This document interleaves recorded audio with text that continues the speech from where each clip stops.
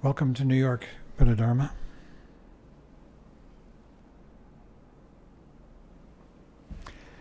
So we're continuing on through Cutting Through Spiritual Materialism. And last week we talked about emptiness, shunyata. And the subject for tonight is Prajna and Compassion. All of this completely hinges on our ability to live in the present moment instead of in thoughts about the past and the future. We tend to walk through our days continually thinking these thoughts about the past and the future, and they're full of anxiety, struggle, wanting things to be different, wishing things were otherwise, full of regrets for the past, hope for the future, and so forth.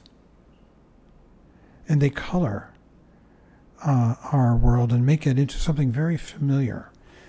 We feel as though we've seen it before, and that we're only partially seeing it now because it's so familiar we aren't quite paying attention. We're more partially focused on our thoughts. Emptiness, shunyata, is about waking up to the brilliance of this present moment. And in this present moment, nothing changes. It's still the same world. But it's a world full of color and warmth and clarity. There are a number of ways to have access to this world of emptiness, shunyata.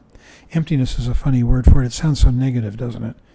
But really what it's empty of is empty of those nasty, as the Tibetans call them, namdaks, meaning these are the habitual thoughts that plague us, that come up again and again. Milarepa, the 11th century yogi and saint, used to inveigh against the namdaks, those malicious, evil namdaks, wanting them to be gone. So there are a couple of ways that one can begin to get access to the world of shunyata. One is through a relationship with a realized teacher. I don't even like that phrase, realized teacher. It sounds so cliched and glorioso. But it's to another person who has had the experience of it, and more, can communicate that experience to us. And there are such people in the world, and that kind of communication is talked about in all Buddhist traditions. The most famous telling of it is in the Zen tradition, where they talk about the experience of satori that a person can have, which is of waking up to emptiness, to this reality, and more, if possibly. And in the Tibetan tradition, they talk about pointing out instruction from the teacher to the student. It's also called the meeting of the minds, because when the teacher points it out to the student, while the student may be grateful to the teacher and feel they've received something from the teacher, nonetheless, the two are actually completely equal in their insight and understanding. They are sharing the same space of reality. And so they talk about the meeting of the two minds, or the meeting of the mind of teacher and student, that they both open to each other. For that to happen, it requires two things. A teacher who has the realization and the capacity to communicate it, and a student who is ready to be open and receive the instruction or the experience to open to it.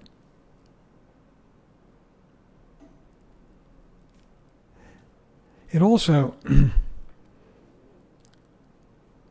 can happen in varying degrees, sort of naturally, and there are lots of people who just come across this. In fact, people have this experience all the time in varying degrees, maybe just little degrees, those moments of, sort of a wake-up that one has walking down the stairs, the sunlight coming through a window hits you in just a certain way, and you are jolted, and suddenly you, for a second, you see the world in a fresh way, a new way. It also becomes more and more likely the more one practices and progresses along the path. There are two main descriptions of the path. One is called the 5 paths.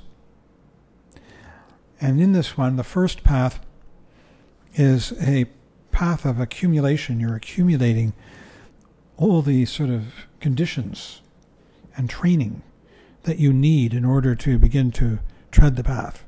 You study, you hear the teachings, you begin to practice meditation.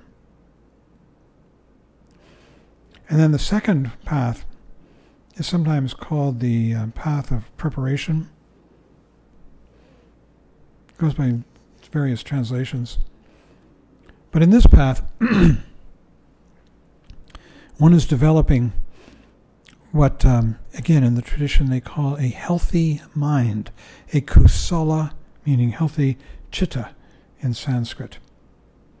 And what a healthy mind is a mind that appreciates the beauty and the vividness of this present moment, instead of constantly looking for self-aggrandizement, self-protection, self-justification, being lost in dreams. That one begins to open to the beauty of this present moment through meditation, through one's practice on the cushion, through practice as you walk down the street. Meditation in action is terribly important. And through this, one develops a healthier mind, a healthy mind. And again, you are accumulating experience in meditation and study. You are proceeding further and further, deeper and deeper, understanding the logic of the path, which is a logic that's very ironic.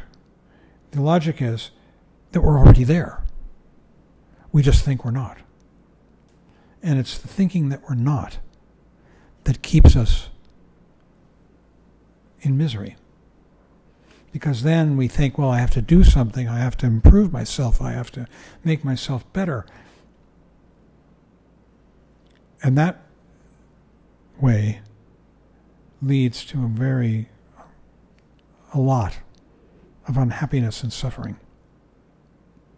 So really what the second path is about is beginning to open to our lives as they arise in the present moment much more fully.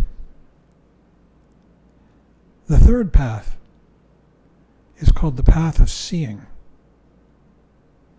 And that is what I've just described, that the practitioner has a moment, maybe more than a moment, when they actually see reality.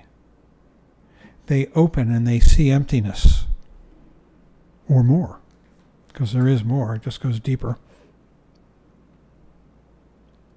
And once a person has experienced that, either through their practice or through their relationship with another human being who can communicate it, or both, then the nature of practice changes. Because instead of trying to improve oneself, which one is doing in the first two paths, it's inevitable. That's the way we come to all this. Instead of that, one takes the third path of seeing as the path, of coming back into this present moment, of coming back to this, which is giving up all ambition, giving up any idea of self and self-aggrandizement, self-improvement. and coming back to reality. One is taking reality as the path. That's the path of seeing. And doing that, is the fourth path, which is the path of meditation. Now one really knows how to meditate. Instead of trying to sort of develop a mental muscle in meditation, one begins to realize that it's already here, and that one can come back to it again and again, which is the real path of meditation, the fourth path, which inevitably leads to the fifth path, which is the path of no more learning. That's the path of Buddhahood. Now, in order to do that, to get to that fifth path, one has to burn through all the habits that one has accumulated from time immemorial. Bad habits. Habits of thinking of I and other, and of self-improvement, and of depression, and all of those. And the way in which one does that is on the fourth path, of bringing them to awareness.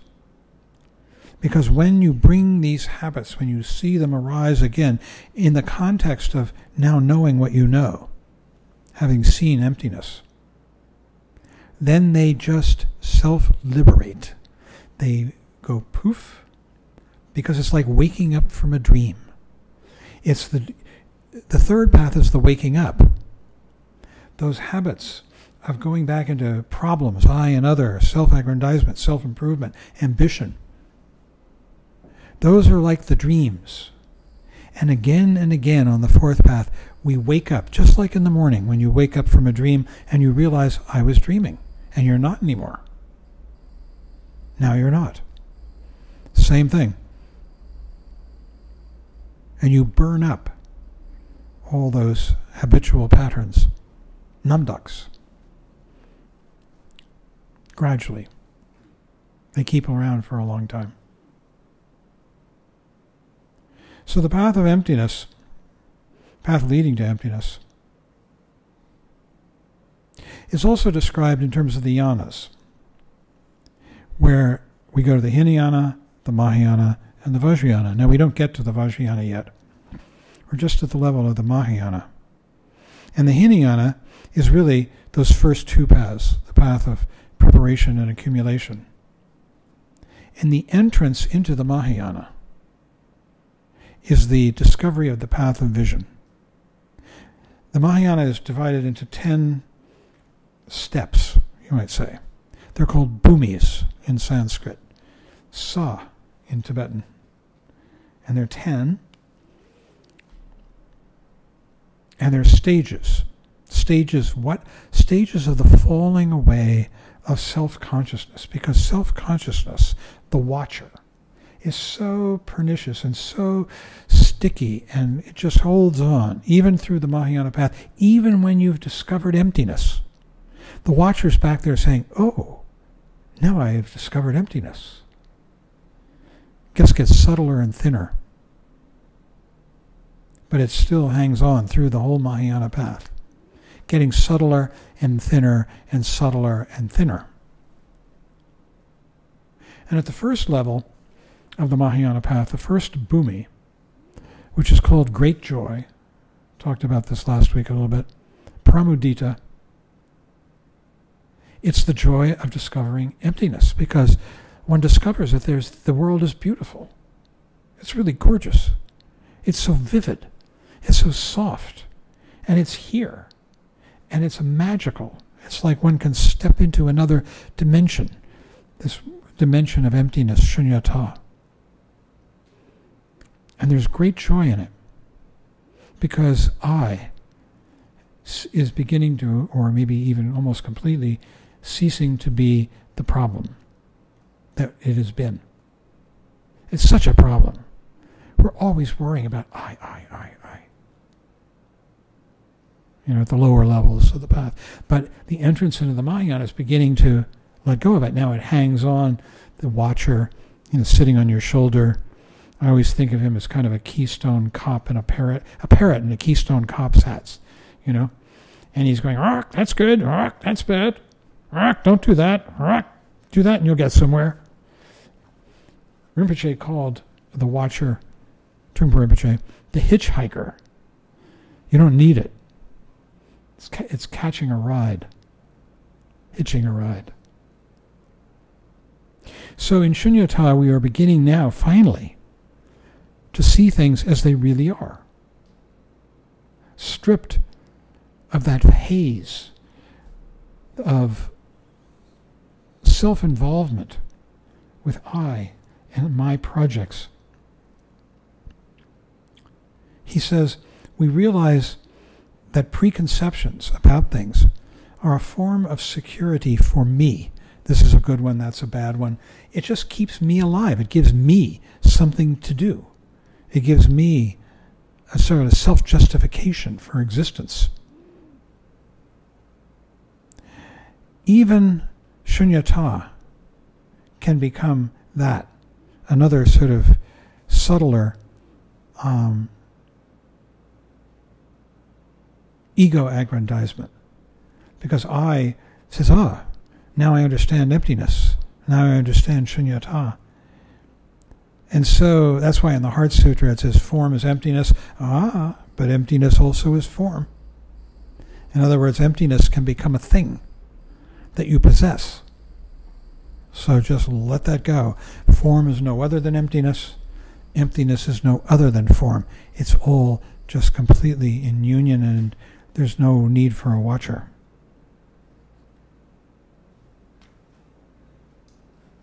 And this, so more and more on the path, we discover a purer and purer experience of non-duality. Because what all of this is empty of, this world, is empty of I and my ego trips. And when it's empty of I, it's also empty of other. You don't need them both, either one of them. They go together. They buttress each other. Well, someone asked Trungpa Rinpoche once, what is the purpose of fear? He said, the purpose of fear is to prove that I exist. How about that one? It's like all these games that we play in our mind keep proving that I is there to us.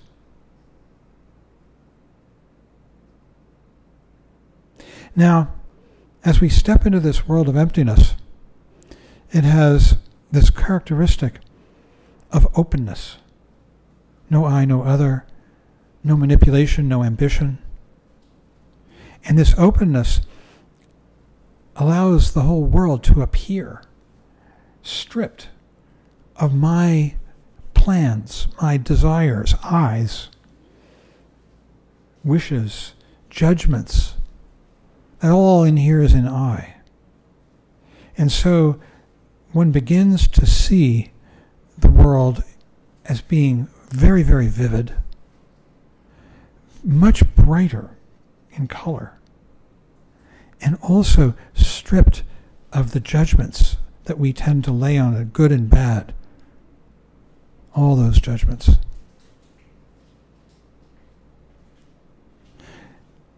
This is called beginning to develop prajna. Prajna is one of the key. There are three key things that develop in the Mahayana, in the 10 bhumis, in the middle stage of the path. Within emptiness. Prajna means super knowing. It's literally, as a literal translation. Pra is an intensifier. Jñā is one of the many words of to know.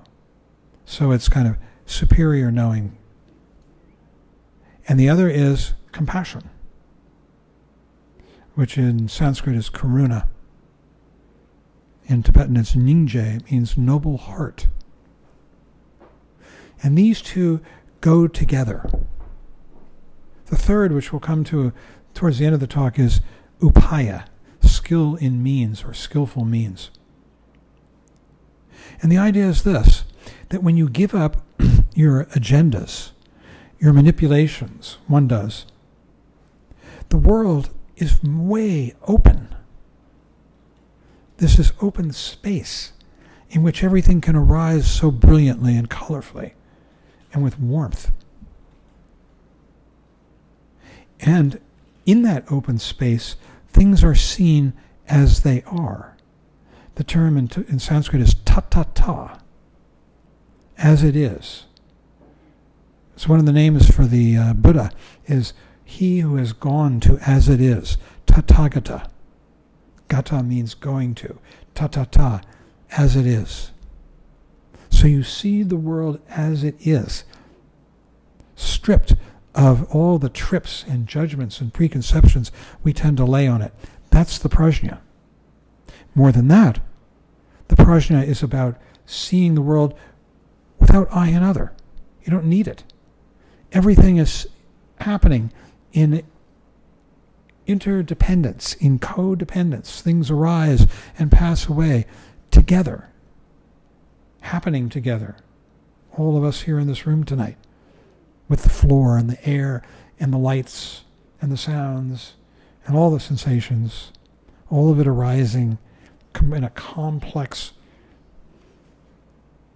interlocking organism. And we can see it stripped of that I, other. The judgments always separate things out. I like this person, I don't like that person. I like this room, I don't like the room. All those kinds of things. That's gone. And instead, there's this brilliant codependent, as it's called, arising and passing away. That's prajna. To see the world without I and other, to see it non-dually, and to see it stripped of preconception. It's fresh, much more alive.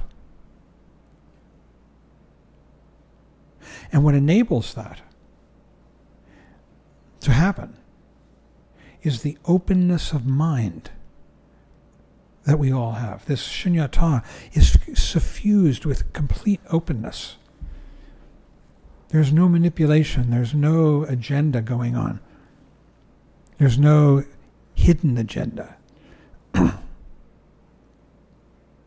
That openness on the part of the practitioner, who is now called the bodhisattva, the awakened being, awakened to emptiness, at this level of the path, that's what the practitioner is called.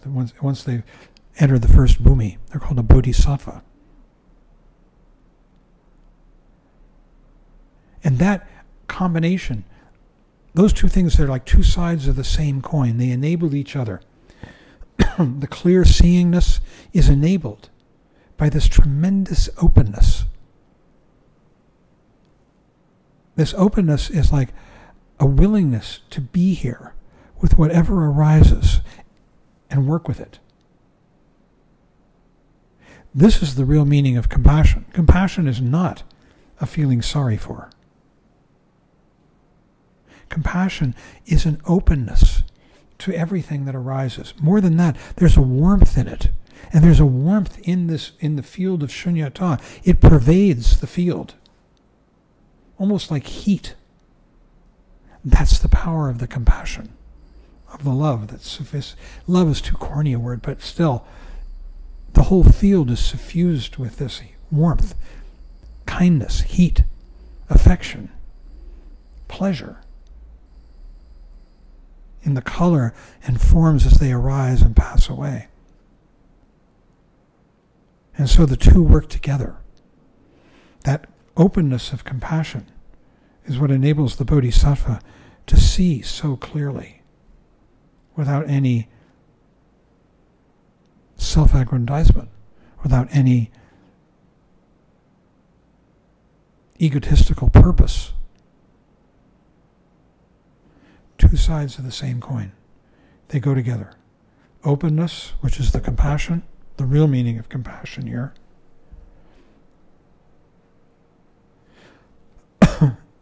and prajna, clear seeing. Seeing, it means another, it can mean, prajna actually is a very interesting word. It sort of has two levels. Ordinary non-enlightened or non-practitioner people can have a lot of prajna.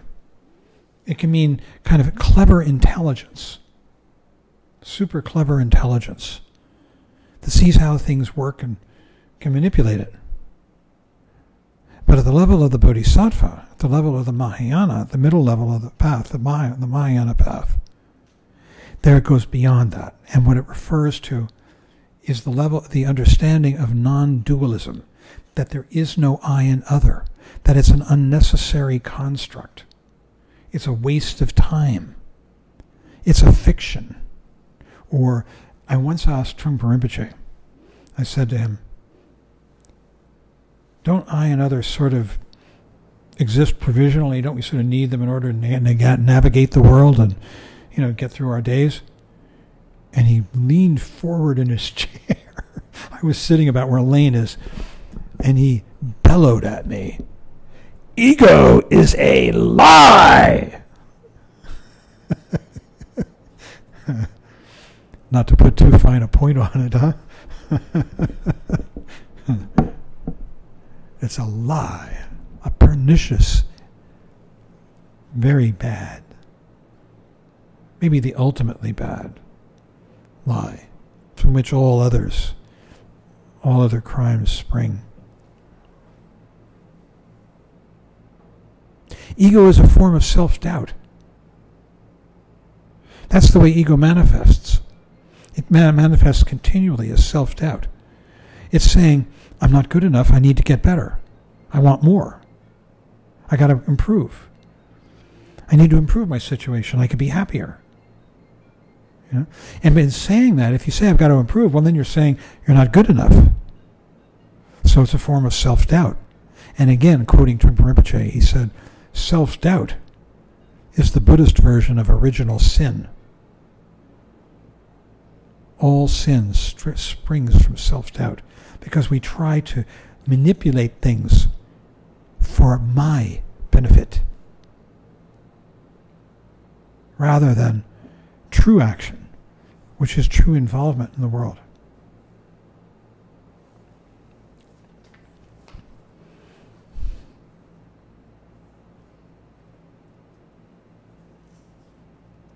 And then we get to the last principle.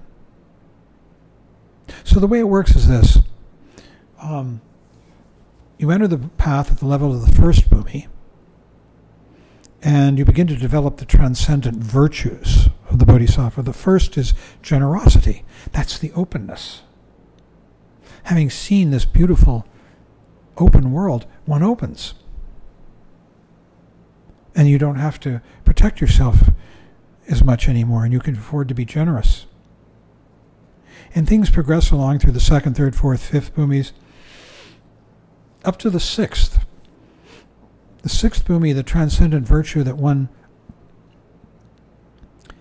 perfects, you might say, is prajna. This transcendent knowledge that sees the world so clearly. It makes you much smarter because you're not seeing the world through the veil of preconception, seeing things as they are. Now, actually, you needed prajna in the first level of the first bhumi. It's just that it intensifies all the way up to the sixth. And at the sixth bhumi, it's fully perfected. And then there are certain inflection points that are hard to get through. Like the first bhumi is an inflection point. You have to work, and then suddenly there's a breakthrough into the first bhumi. The seventh bhumi is a breakthrough, another inflection point. Because the paramita, the transcendent virtue that's connected with the seventh bhumi, is skillful means, upaya in Sanskrit. And what it means is this. You see, remember that the watcher is still hanging on all through the bhumis, just getting thinner and more subtle. And what the watcher does is it says, ooh, I'm doing okay now,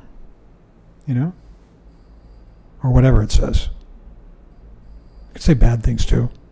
As long as there's a watcher, it's going to say bad things. But it has this idea of improvement. And it has this idea of self-appraisal, of watching oneself. And that watching oneself is an obstacle to full involvement in the world. It keeps you, because it's a kind of self-consciousness. The breakthrough into the seventh bhumi is to give up that self-consciousness of the watcher. And at that point, then you can actually begin to let go and interact much more fluidly and openly and skillfully with the world, because you're not being careful anymore, protecting me. You're letting that go. And so that's the beginning of the development of skillful means, upaya. And it progresses along with the watcher getting thinner and thinner through the 8th, 9th, 10th bhumi. The paramita there is power, bala. And the name of that bhumi is Dharma Mega, Dharma cloud. The bodhisattva is suffused with Dharma. And the person realizes that they're just about to become enlightened, but something is holding them back. And then, at some point, they realize what it is that's holding them back. It's that they're trying. They're trying to do something, to improve again. And with that realization, that is supposedly the breakthrough into enlightenment itself, which is called the Vajra, adamantine, indestructible, samadhi, absorption. And sometimes it's called the 11th bhumi.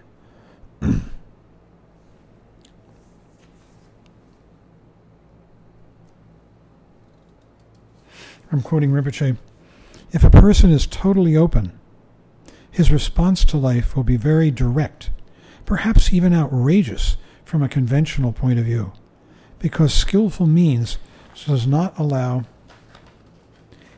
any nonsense." No nonsense. "It reveals and deals with situations as they are. It is extremely skillful and precise energy." And really, I think of people like Trungpa Rinpoche, of Dilgo Khyentse Rinpoche. I think they lived in a world that was very devoid of ego, of I and other, and of sort of that spectacular quality that ego wants, of pleasure and suffering. And they had moved into a world that is, in a way, unyielding. It's unyielding to the dictates of I and other. And we can all do this. This is the practice that we're doing here. When we do vipassana, whatever you want to call it, depending on your tradition. We call it vipassana in the Tibetan tradition. That's the Sanskrit that went north. That is the practice. We are, in the beginning when we start doing vipassana, and we're resting our minds in space, we're imitating. But the more we do it, the more we begin to actually come into the space and to become part of it. That is the ultimate practice. It goes all the way to the end of the path. When you get to Dzogchen, there are two practices that are done by a practitioner of the Great Perfection, which is the end of the path. One is cutting through. It's called cutting through to what? Cutting through to primordial purity. Primordial purity is another way of saying emptiness. Shunyata. Cutting through to this, to reality. Cutting through what? Cutting through thought. Thoughts of I and other, better and worse, yesterday and tomorrow. All of that. Cutting through to the real world and resting in it. The other practice is called, it's translated variously, in Tibetan it's Tugel, and we're not going to go into that one today. Either one of them will get you enlightened.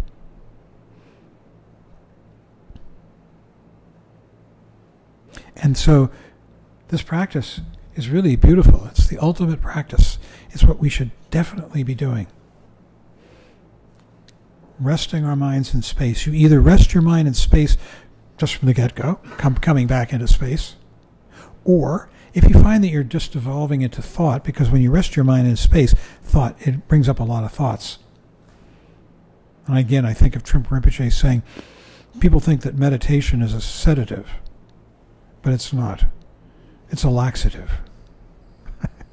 When we open our minds to this space, it brings up all that thought, And so if we're getting lost in thought again, then we can come back to the shamatha vipassana that we've been taught, where we go out with the breath. And the breath goes out and it dissolves into space. And then we're just here in the space. And we do that over and over again. Come back, the breath goes out, dissolves, and we're just here. We let go into the space. This is the best practice, from beginning to end. But we will do other practices. We can do what are called creation and completion practices, Chögyam practices, and others, and they'll be helpful. So, let me see what I'm leaving out that he said. Then he talked a bit about, he said, we might think compassion must be kind and warm. Grandmother's love, that's what it's called. But true compassion is ruthless from ego's point of view, because it does not consider ego's drive to maintain itself. It doesn't give a shit about it. It is crazy wisdom, because it does not relate to ego's literal and simple-minded attempts to secure its own comfort. And so this kind of compassion and the clear seeing and the upaya that go with it can, when a person is right, ready for it, be very unconventional, ruthless, cruel even, in the service of helping that individual wake up. Now, when people aren't ready for it, it isn't employed, because the practitioner is wise and compassionate and wants the good of all sentient beings, not their harm. Trungpa Rinpoche was a true practitioner of crazy wisdom, and there's a movie you can watch, probably available on some of the streaming services, made by one of his students, Johanna Demetrakis. She was a Hollywood film person. And she made this film about him called Crazy Wisdom. And in it she interviews a lot of his students and shows clips of Trungpa Rinpoche. Huh? You. No, I know. Yeah. You did? You watched it, no kidding. It's on YouTube? Oh, of course it would be on YouTube. Yeah.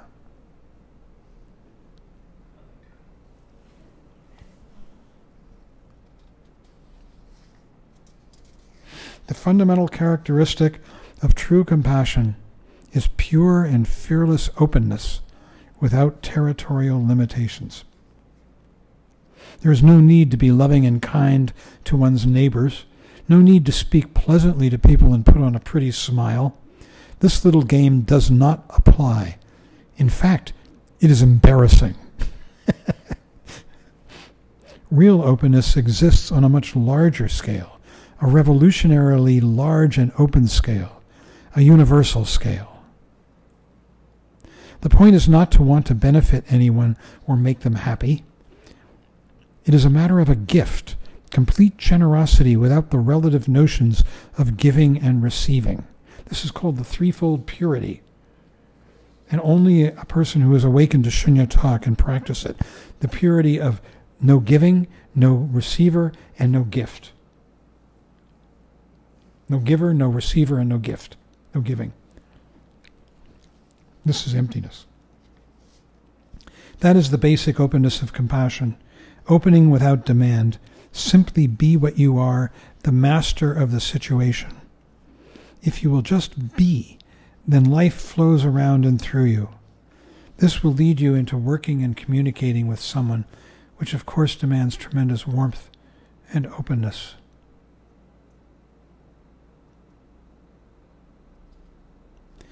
Openness to other people is not the issue. The more we open to ourselves, completely and fully, then that much more openness radiates to others. By opening to ourselves, it means being just who we are, instead of being so hard on ourselves, trying to change ourselves into something that we imagine. We really know when we are fooling ourselves, but we try to play deaf and dumb to our own self-deception. Been there, done that. So, I'll say one last thing, in that this is even up-leveled further in the Vajrayana level of the path, but it's pretty darn terrific at the Mahayana level.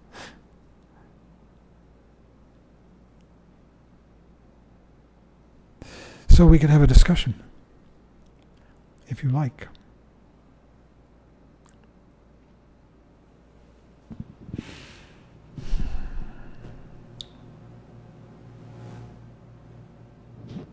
Hi, Carmen. Thank you for wonderful teachings. I have a doubt about, you have talked in the past about vidya and avidya, and it reminded me a little bit of prajna, and I just wanted to know what the difference is between vidya and prajna. Vidya.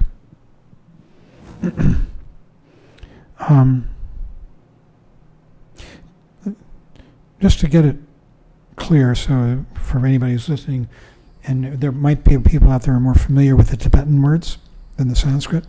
Vidya in the Tibetan is yeshe. Is that right? And no, it's not. I'm sorry. Vidya in the Tibetan is Rigpa. Rigpa. And Prajna in the Tibetan is Sherab. Okay. And there's a third term that's important. In the Sanskrit it's jnana. And in the Tibetan it's yeshe. And the whole thing about Rigpa and yeshe is that there's no watcher anymore. There's still a subtle watcher involved with prajna. A watcher who's saying, yes, this is prajna. This is non-dual awareness. And that falls away. And at the level of enlightenment, the practitioner, even to say this is not quite perfect. The practitioner is one with their own knowledge. But that implies two things, right? In order to talk about being one, you got to talk about what's one. Two. And it's not even that. There's just oneness, beyond any notion of two-ness. And so jnana, Sanskrit for yeshe, and vidya, which is seeing, which is Sanskrit for rikpa. Rikpa is, I'm not sure about the difference between rikpa and yeshe. Yeshe literally means primordial knowing. Primordial before time. There's no beginning or end to it. She, that's the ye, and she is to know. And it's no longer a, and with Rigpa too, Rigpa is the sort of the intelligence. I don't know how, I'm not sure of this. We need somebody smarter than me, what the relationship between yeshe and rigpa is. But they are very much connected to the point where, in the texts, especially like Longchenpa, he'll talk about yeshe rigpa, and what that means is yeshe is apostrophe s rigpa. So they're just joined, these two words, yeshe's rigpa, and they are a property of the field. They are no longer something that the practitioner develops. They are a property of reality, of the space. The reality is the union of space and wisdom awareness. That's yeshe rigpa. That's the English translation for yeshe rigpa.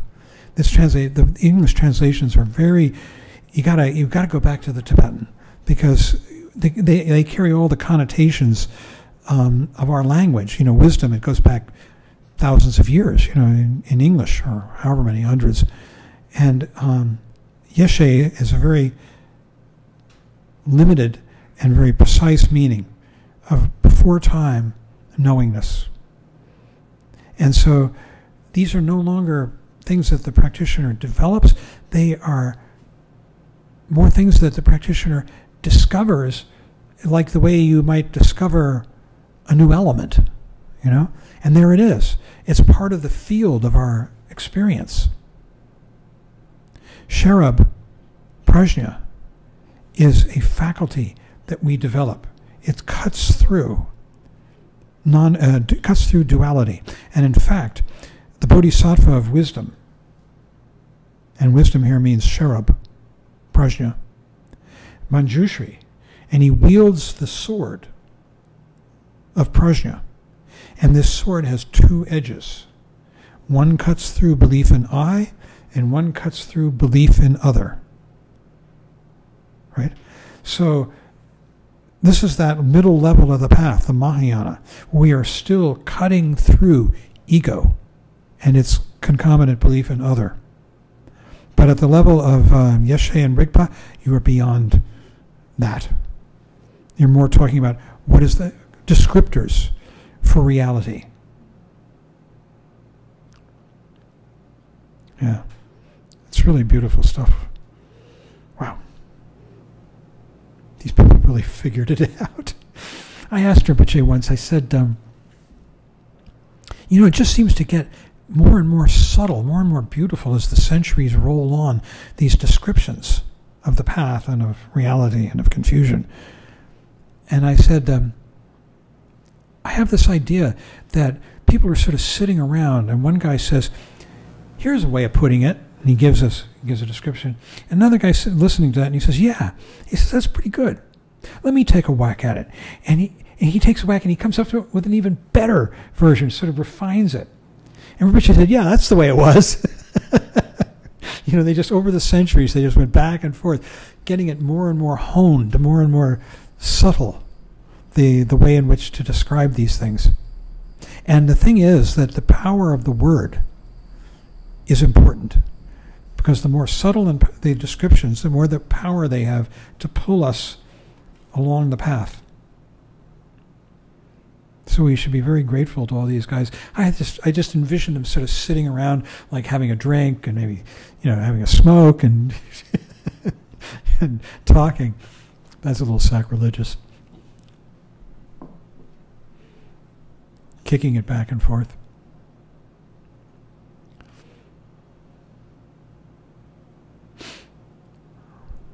Anybody else?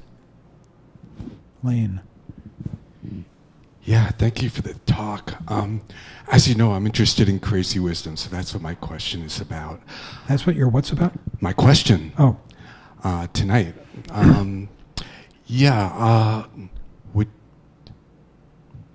Would you say that crazy wisdom is misunderstood to be abusive, or is that an actual danger that we have to be leery of? If it's abusive, it's not wisdom. Yeah, because as you say, it's founded on compassion. So how does it get? How does it end up to be something abusive? Because we hear, you know, these stories sometimes. It ends up being abusive when somebody who doesn't have the capacity to practice it practices abuse and calls it crazy wisdom. And that can happen. So that's more someone putting on an act. It's that's not, what? It's like it's more someone putting on an act than true crazy wisdom. I still don't get it. That's more. You're saying that it's someone putting on an act. Yes. It's not. Yes. It's not the real thing. Yes. Yeah, and that happens. There's been a long history of people falling into abusive patterns. Tantric sex, for instance, you know, that's particularly prone to abuse. Although it can be very powerful tool for practicing awakened mind. But it's very loaded. And crazy wisdom, see, the idea of crazy wisdom is that an enlightened person will do whatever is necessary, even when it breaks with social norms or laws or, you know, religious conventions or anything like that. Whatever is necessary to help a person achieve awakening. Now, they're not going to do it if it's not going to help the person. If it's going to, in fact, hurt them, then it defeats the purpose. It's counterproductive. But so they only do it. But you see, the idea is that the practitioner has such terrific insight that they can see just what that other person needs in order to wake up. I mean, there are many examples. If you want to read, for instance, Keith Dowman is a translator who translated the lives of the 84 Siddhas. These are crazy wisdom people. And, one of them, Tilopa. He's got this student, Naropa. He treats him like, what, for years. And then finally one day, he takes off his sandal and slaps him in the face. And Naropa wakes up. It's crazy wisdom. It doesn't have to be like that. It can also be the story of Patrul Rinpoche, the great Nyingma teacher. And he's lying out on the meadow looking up at the stars, and his attendant is waiting off at a distance. His attendant who's served him for many years. I forget his name. And Patrul Rinpoche calls him over, and he says, have you received pointing out? Basically he says that. He didn't say it in those words, but he asks him if he's seen the nature of things as they are. And he says, no, Master, I haven't. And he says, oh, so-and-so, do you hear the dogs baying over at the such and such monastery? And he says, yes, Master, I do. And he said, do you see the stars up in the sky? And he says, yes, Master, I do. And he says, do you hear the monks chanting over in such monastery? He says, yes, Master, I do. And he says, that's it. Boom, he gets it. It's a beautiful story. And so they can be very gentle like that. It can be somewhat violent, like with Tilopa and Naropa. It can be even more violent than that. But it's all dependent on the master's ability to see that the student will wake up when that is done. And I would tell you, that's an important thing, that it's a magical, almost magical ability that a person has to see when a student is ready and what it needs, what they need, and what's going to open them to it. Also, is there some relationship between skillful means, upaya, and crazy wisdom? Does crazy wisdom grow out of skillful means? They're the same thing. I mean, crazy wisdom is just an extreme version of skillful means. When a person is developing on the path, and they're developing, and they're the mandala of the 5 Buddha families. This is the structure of the mandala, and each one of the Buddha families has a particular enlightened action. They're called the 4 karmas. The first karma, these are all upaya, skill and means. The first karma is understanding. You can pacify a situation and help a person achieve enlightenment through understanding. Say people are arguing. Maybe what they're arguing over is a misunderstanding, and you can bring understanding to the situation, and it's like pouring oil on troubled waters, right? But if that doesn't work, the second karma is enriching. You give to the situation, you enrich it. If that doesn't work, the third karma is magnetizing. And magnetizing is like seduction. You create an open space that invites things in. And if that doesn't work, the fourth karma is destruction. Now, when a person is going through the stages of enlightenment, the first thing they achieve is the first karma, then the second, the third. The fourth karma comes along much later. It's much more difficult to achieve mastery over that because it requires a greater degree of insight and understanding on the part of the practitioner. You're welcome.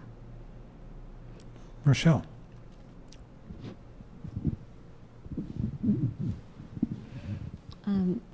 in terms of teachers and students, self-deception can come on either part. It could be on the teacher, or it could be on the student. Yes. Yes. That's why we have to be very careful about our relationships with teachers.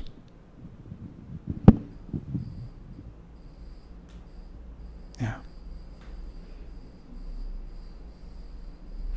I mean, I heard Trungpa Rinpoche people asked him, well, how do you pick a teacher?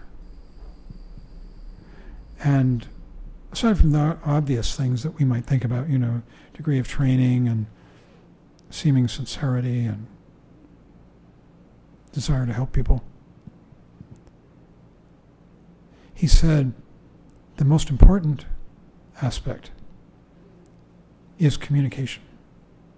That the teacher communicates with you deeply, with you, and opens himself and you open. And the two of you can open together. That is the primary requisite of a relationship with a teacher. The wrong attitude is what's called hunting the musk deer. That's one of the analogies for it, where the student, it's like a hunter going out and killing a deer because they want the musk. Musk was very valuable. It was used to make perfume. And they would kill a deer and cut out the musk sac and just leave the corpse there, right?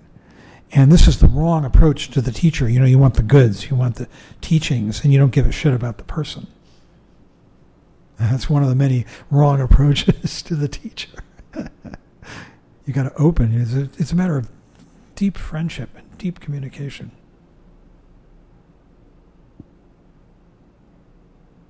Yeah. Tim. I had just two quick comments on language. So I think it's interesting that sometimes in English, realization carries a connotation of achievement. So I'm realized and he's not, he's realized and I'm not, my teacher is more realized than your teacher is. But when you were talking about primordial wisdom that's always been there, it made me think of realization in terms of recognition, that it's always been there. I could never see it, and now I can. That's not elevating myself above someone else or someone else. It's always there. Some people can see it, some people can't. The other thing that particularly struck me was Rinpoche's use of grandmother's love. I don't have any kids, but I work with people who do, and we're very close. I hear lots of stories, and I see lots of things happening, and I think it's interesting that all the parents that I know want the best for their children, but that's coupled more often than not with specific expectations of achievement for the child.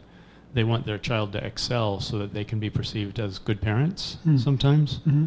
And my experience with grandparents, including mine, was that they've got enough distance on the process that they also want the best for the child, but there's enough space that the child can be whatever it's going to be, and they'll love it regardless.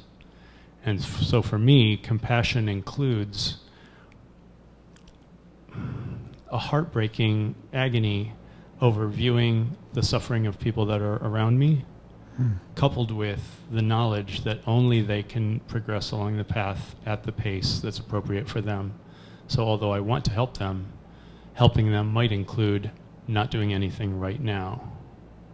So for me, grandmother's love includes the space, whereas parental love doesn't always. Yeah. I think, yeah. Okay. Thank you. Thank you. Well, anybody? Joe? No? Okay, Carmen.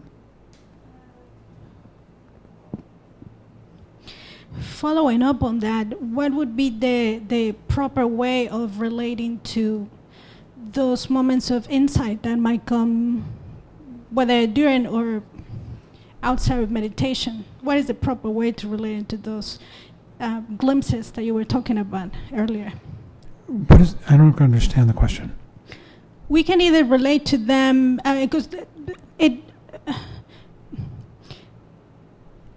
having those moments of piercing through or recognition or seeing could be some kind of credential to we can take it in so many ways, right? Like in a very egocentric way and take it as a feeling good about it or whatever.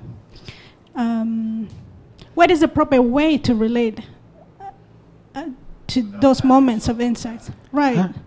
Without patting yourself on the back. Yeah. Well, Do we let go of them or do we let ourselves go into it? I don't know. I would just like to hear your opinion. patting yourself on the back, that's good, yeah. Well, patting yourself on the back happens afterwards. You know, it's, you have this moment of insight. And then you say, oh, I had a moment of insight. Pat, pat, pat, pat, you know, like that.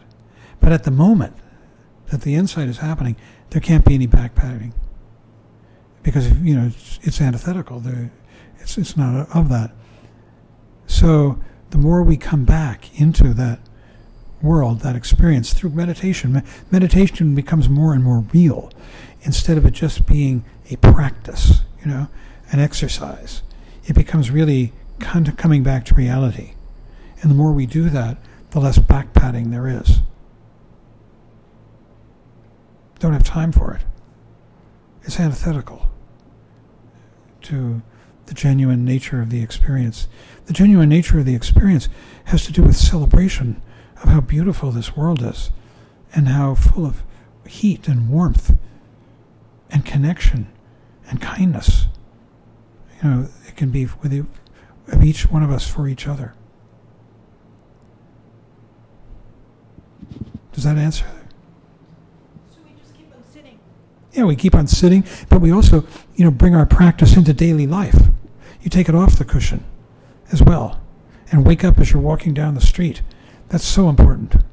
You know, the more you can do that, the more powerful your practice is. It's the hardest practice because there's so many triggers, you know, for our neurosis as we walk down the street that are not there on the cushion.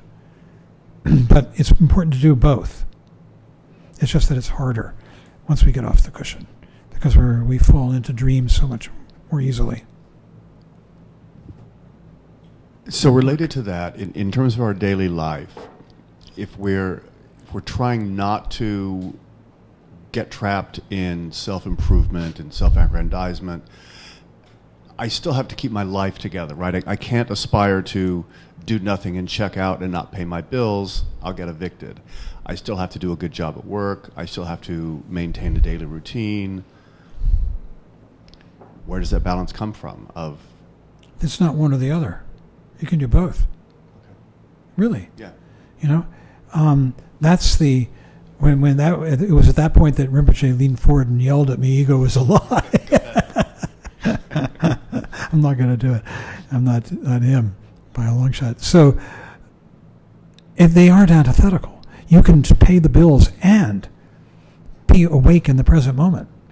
The bills don't go away. You know, the need for the rent check doesn't go away.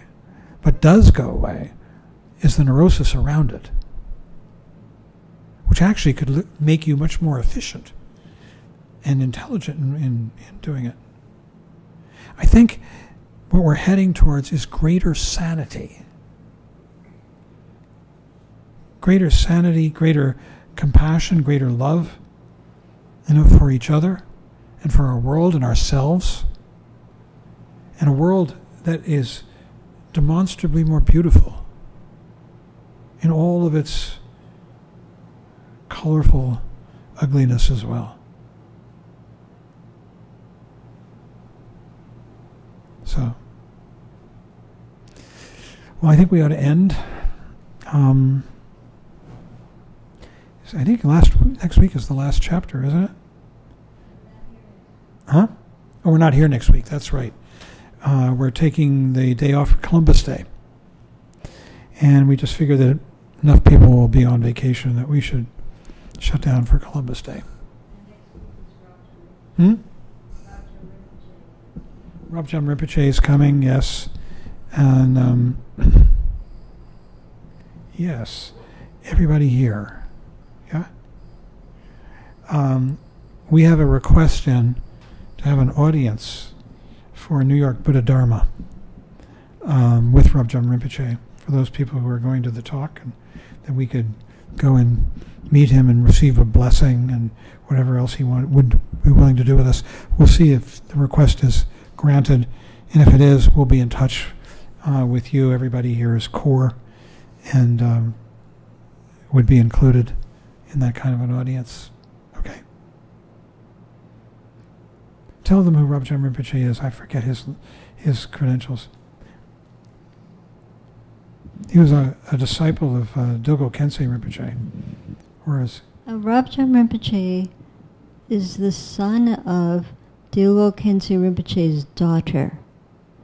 That makes him Dilgo Khyentse Rinpoche's grandson. Oh my goodness, okay.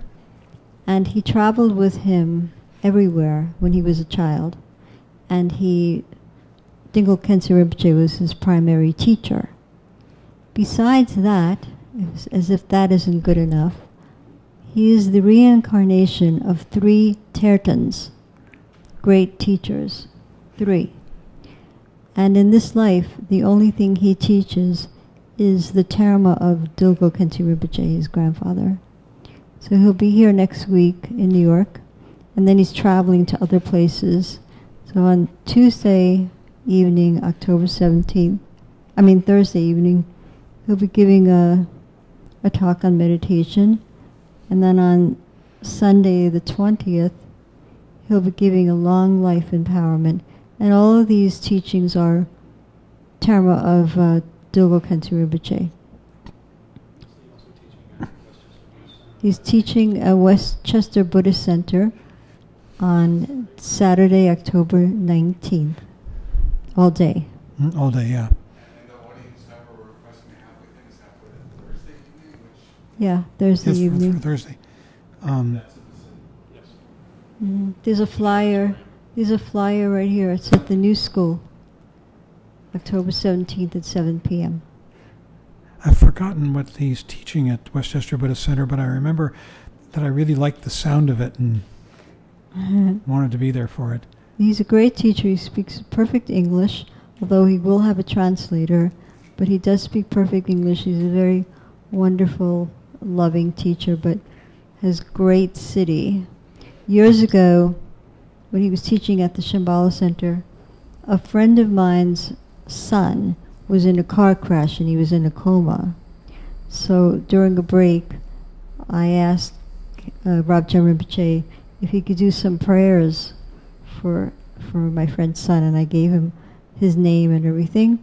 And like within a week, he opened his eyes and he was just perfectly fine, and he just went on to do great things. So everybody thought that was it. But no, Chögyam Rinpoche has great powers. He's a very genuine teacher. Okay, let's dedicate the merit. By this merit, may all attain omniscience. May it defeat the enemy, wrongdoing. From the stormy waves of birth, old age, sickness, and death, from the ocean of samsara, may I free all beings. By the confidence of the golden sun of the great east, may the lotus garden of the Rigdon's wisdom bloom.